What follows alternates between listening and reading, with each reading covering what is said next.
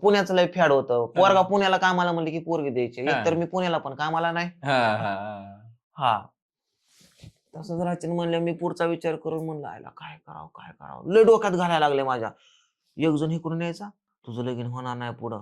एक जण इकडून यायचा, पोरी भेटत नाही. एक जण तिकडून यायचा, अरे तुझं घरदार नाही. एक जण तिकडून यायचा, अरे तुझी गरीब परिस्थिती. एक जण तिकडून यायचा, अरे तुला पैसे पाणी नाही तर तुला गरीब आहे, तू हे तू ते.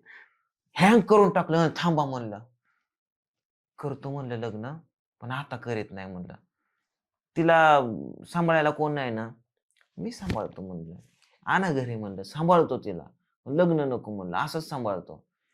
लोक म्हणले तू असंच सांभाळण्यापेक्षा लगीन बायको करून नेणं म्हणले. लोक नाव ठेवतील असं सांभाळायचं म्हणल्यावरती. म्हणजे माझं पूर्ण मी हँगच झालतो. ही म्हणजे ते पिक्चर मध्ये कसं होतं, चाव चाव चाव तसं शांत बसतो. कसं तरी राजी झालं. ठीक आहे करा. सकाळी मला फक्त पोरगी बघायची का नाही हे सुद्धा त्या दिवशीचा प्लॅन माहित नाही.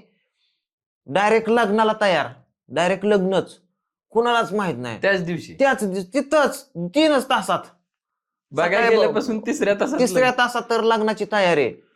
मग शेजाऱ्याच्याच तिथं त्यानेच मग शेजाऱ्यानेच पीठ मीठ त्या वस्तीवरच्या, गाव काय नव्हतं, वस्तीवरच्या वगैरे पोपळ स्टेशन होता, तिथंच बाया बिया गोळा केल्या. सगळ्यांना मला कळलं की हे पूजाचं लग्न. अरे ते गावातला पांडव वगैरे असं तसं सगळेजण आले लग्नाला तिथं.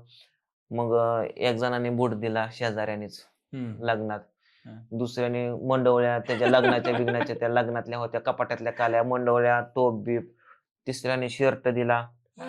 तर एक जणाने कुठनं तरी दाजीनं ह्यांनी त्यांनी 4-5 हजार रुपये गोळा केले. मंगळसूत्र लगेच पटकीने जाऊन आणलं गावातनं, जेऊर मधनं आणलं की मग मी हँग पूर्ण.